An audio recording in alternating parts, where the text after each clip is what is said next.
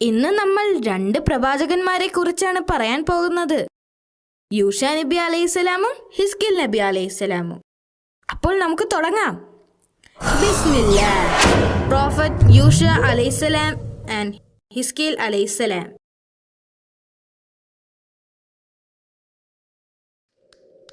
യൂഷ അലൈഹിസ്സലാം മൂസ നബി അലൈഹിസ്സലാമിന്റെ അനുയായികളിൽ ഒരാളായിരുന്നു. മൂസ നബിയിൽ നിന്നും അദ്ദേഹം ധാരാളം കാര്യങ്ങൾ മനസ്സിലാക്കിയിരുന്നു. ഇസ്രായേലിയർ അവർ ചെയ്ത പാപങ്ങൾ കാരണം 40 വർഷത്തോളം മരുഭൂമിയിലൂടെ അലഞ്ഞു തിരിഞ്ഞ് നടക്കേണ്ടി വന്നു. അങ്ങനെ 40 വർഷത്തെ നീണ്ട യാത്രയ്ക്ക് ശേഷം അവർ അവരുടെ വാഗ്ദത്ത ഭൂമിയിലെത്തി. മൂസ നബി അലൈഹിസ്സലാം അവിടെ എത്തുന്നതിന് തൊട്ടു മുൻപായി വഫാത്തായി. അദ്ദേഹത്തിന് അവിടെ എത്താനായില്ലെങ്കിലും അദ്ദേഹത്തിന്റെ വാഗ്ദത്ത ഭൂമി കാണാൻ സാധിച്ചിരുന്നു. അതിനുശേഷം യൂഷ നബി അലൈഹിസ്സലാം അവരുടെ സംഘത്തെ നയിക്കുകയും യാത്ര തുടരുകയും ചെയ്തു. അങ്ങനെ അവർ അവസാനം ജോർദാൻ നദിയുടെ തീരത്തെത്തി. യൂഷ നബി അലൈഹിസ്സലാമിന്റെ നേതൃത്വത്തിൽ അവർ നദി മുറിച്ചു കടന്ന് ജെറീക്കോ നഗരത്തിലെത്തി. ആ പട്ടണത്തിലെ ആളുകൾ വലിയവരും ശക്തരുമായിരുന്നു. അവർ വിഗ്രഹങ്ങളെ ആരാധിച്ചിരുന്നു. അവരുടെ നേതാക്കന്മാർ എല്ലാവരും വളരെ ദുഷ്ടന്മാരായിരുന്നു. അവർ മുതിർന്നവരെ ബഹുമാനിച്ചിരുന്നില്ല. അവർ ആളുകളെ ഉപദ്രവിക്കുകയും ചതിക്കുകയും ചെയ്തിരുന്നു. അവർ പരസ്പരം സാധനങ്ങൾ മോഷ്ടിച്ചിരുന്നു. അവരുടെ നേതാക്കന്മാരും മോശക്കാരല്ലായിരുന്നു. അവിടുത്തെ പാവപ്പെട്ട ജനങ്ങൾ വളരെ നിസ്സഹായാവസ്ഥയിലായിരുന്നു നഗരത്തിൽ കഴിഞ്ഞിരുന്നത്. യൂഷ നബി അലൈഹിസ്സലാമും സംഘവും നഗരത്തിന് പുറത്ത് തമ്പടിച്ചു. ആ നഗരത്തെ പിടിച്ചടക്കാനും നിയന്ത്രിക്കുവാനും അല്ലാഹു സുബ്ഹാനഹു തആല പ്രവാചകനോട് ആവശ്യപ്പെട്ടു. പ്രവാചകൻ തന്റെ ജനത്തിൽ നിന്ന് യുവാക്കളെ തിരഞ്ഞെടുത്ത് ജെറീക്കോ നഗരം ആക്രമിക്കാൻ പദ്ധതിയിട്ടു. അതൊരു വെള്ളിയാഴ്ചയായിരുന്നു. അദ്ദേഹം തന്റെ ജനങ്ങളെ യുദ്ധത്തിനായി സജ്ജമാക്കി. അവർ നഗരത്തിലേക്ക് നീങ്ങി. തങ്ങളുടെ നേരെ വരുന്ന ആളുകളെ കണ്ട് ജെറീക്കോയിലെ നേതാക്കന്മാർ അവരുടെ സൈന്യത്തെയും സജ്ജമാക്കി. ഒരു വലിയ യുദ്ധം തുടങ്ങി. ജെറീക്കോയിലെ ജനങ്ങൾ എണ്ണത്തിൽ കൂടുതലും വളരെ ശക്തരുമായിരുന്നു. എന്നിട്ടും അവരുടെ പ്രവാചകനും സംഘവും ധൈര്യത്തോടെ പോരാടി. അവർ ഒട്ടും പ്രതീക്ഷ നഷ്ടപ്പെടാതെ ആ വലിയ സൈന്യത്തോട് പോരാടിക്കൊണ്ടേയിരുന്നു. രാവിലെ തുടങ്ങിയ യുദ്ധം സൂര്യൻ അസ്തമിക്കാനായിട്ടും അവസാനിച്ചില്ല. സൂര്യൻ അസ്തമിക്കാറായപ്പോൾ പ്രവാചകന് ഉത്കണ്ഠയായി. കാരണം അടുത്ത ദിവസം ശനിയാഴ്ചയാണ്. അത് അവർക്ക് വിശുദ്ധ ദിനമായിരുന്നു. ആ ദിവസം അവർ യുദ്ധം ചെയ്യില്ല. അതുകൊണ്ട് അള്ളാഹുവിനോട് പ്രവാചകൻ പ്രാർത്ഥിച്ചു, "ഓ അള്ളാഹ്, സൂര്യൻ അസ്തമിക്കുന്നതിന് നീ തടയുക" എന്ന് അള്ളാഹുവിനോട് പ്രാർത്ഥിച്ചു. അത് ഒരു അത്ഭുതമായിരുന്നു. സൂര്യൻ മണിക്കൂറുകളോളം അസ്തമിച്ചില്ല. സൂര്യൻ അതുപോലെ തന്നെ ആകാശത്ത് നിന്നു. ഇത് കണ്ട ജെറീക്കോ സൈന്യം അമ്പരന്നു. ഇത്ര സമയം അവരുമായി യുദ്ധം ചെയ്ത ആളുകളെ ദൈവം സഹായിച്ചിരിക്കുന്നു എന്നവർക്ക് മനസ്സിലായി.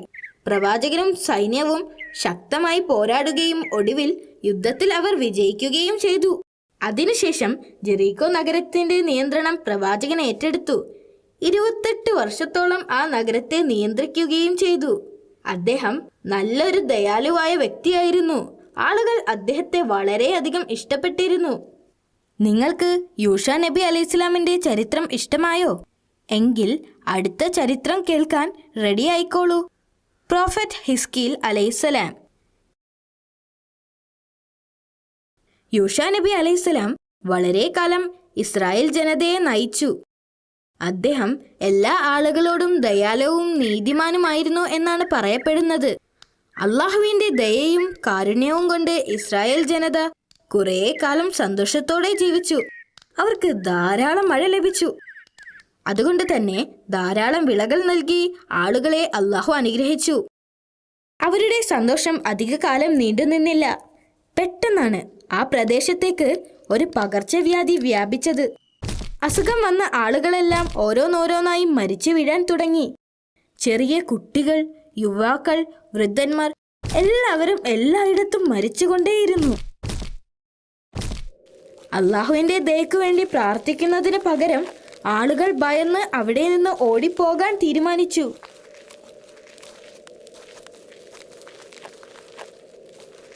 രോഗം വന്ന ആളുകൾ ഒഴിച്ച് ബാക്കി എല്ലാവരും അവിടം ഉപേക്ഷിച്ചു പോയി.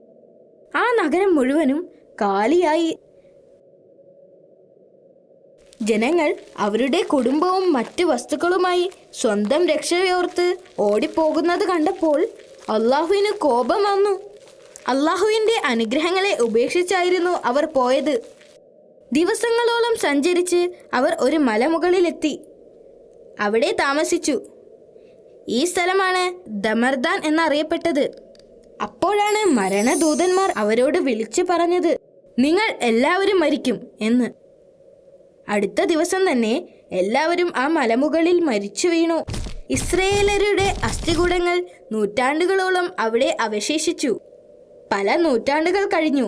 ആളുകൾ മരിച്ചു വീണ ആ സ്ഥലം പിന്നീട് ദമർദാൻ എന്ന് വിളിക്കപ്പെട്ടു. മരിച്ചവരുടെ അസ്ഥികൾ അവിടമൊക്കെ നിറഞ്ഞിരുന്നു.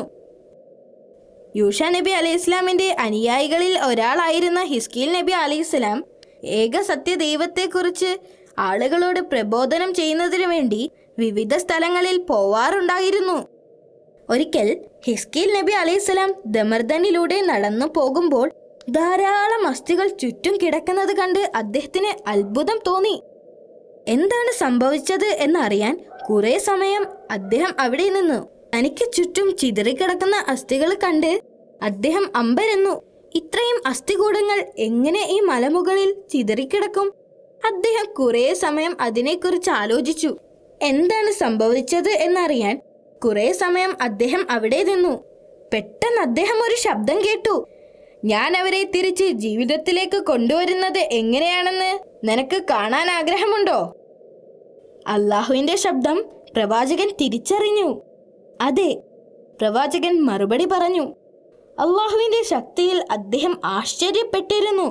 ആദ്യം ആ ശബ്ദം അസ്ഥികളെ അള്ളാഹു നിങ്ങളോട് ഒരുമിച്ച് ചേരാൻ കൽപ്പിച്ചിരിക്കുന്നു എന്ന് പറയാൻ പ്രവാചകനോട് കൽപ്പിച്ചു.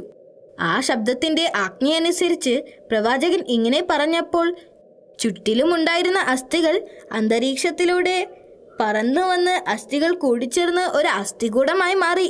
ഒരു വലിയ ജനക്കൂട്ടത്തിന്റെ അസ്ഥികൂടങ്ങളായി മാറി. പ്രവാചകന് തന്റെ കണ്ണുകളെ വിശ്വസിക്കാൻ കഴിഞ്ഞില്ല. പിന്നീട് ആ ശബ്ദം അദ്ദേഹത്തോട് ഇങ്ങനെ പറയാൻ കൽപ്പിച്ചു. അസ്ഥികളെ, ഇത് നിങ്ങൾക്ക് വേണ്ടി അള്ളാഹുവിന്റെ കൽപ്പനയാണ്. നിങ്ങൾ മരിക്കുമ്പോഴുണ്ടായിരുന്ന മാംസവും വസ്ത്രവും ധരിക്കുക. പ്രവാചകൻ ഇങ്ങനെ പറഞ്ഞപ്പോൾ പെട്ടെന്ന് അസ്ഥികൂടങ്ങളിൽ മാംസവും രക്തവും ഉണ്ടാവുകയും വസ്ത്രങ്ങൾ കൊണ്ട് മറയ്ക്കുകയും ചെയ്തു. പിന്നീട് ആ ശബ്ദം പ്രവാചകനോട് വീണ്ടും പറയാൻ ആവശ്യപ്പെട്ടു. നിങ്ങൾ എല്ലാവരും അള്ളാഹുവിന്റെ കൽപ്പന പ്രകാരം എഴുന്നേറ്റ് നിൽക്കുക. എന്തൊരു അത്ഭുതം! പ്രവാചകൻ അങ്ങനെ പറഞ്ഞപ്പോൾ അവരെല്ലാം അവരുടെ ജീവിതത്തിലേക്ക് തിരിച്ചു വന്നു. ഏതാനും നിമിഷം മുമ്പ് വരെ മരിച്ചു കിടന്നവർ തന്റെ മുമ്പിൽ ജീവനോടെ നിൽക്കുന്നു. പ്രവാചകന് തന്റെ കണ്ണുകളെ വിശ്വസിക്കാൻ കഴിഞ്ഞില്ല. ആ ദിവസം പ്രവാചകൻ വളരെ പ്രധാനപ്പെട്ട ഒരു കാര്യം മനസ്സിലാക്കി. ഒരാൾക്കും മരണത്തിൽ നിന്നോ അള്ളാഹുവിൽ നിന്നോ ഒളിച്ചോടാൻ സാധിക്കുകയില്ല. അള്ളാഹു സുബ്ഹാനഹു തആല ഒരാൾക്ക് മരണം നിശ്ചയിച്ചാൽ തീർച്ചയായും അയാൾ എവിടെയാണെങ്കിലും ആ സമയത്ത് അത് നടന്നിരിക്കും.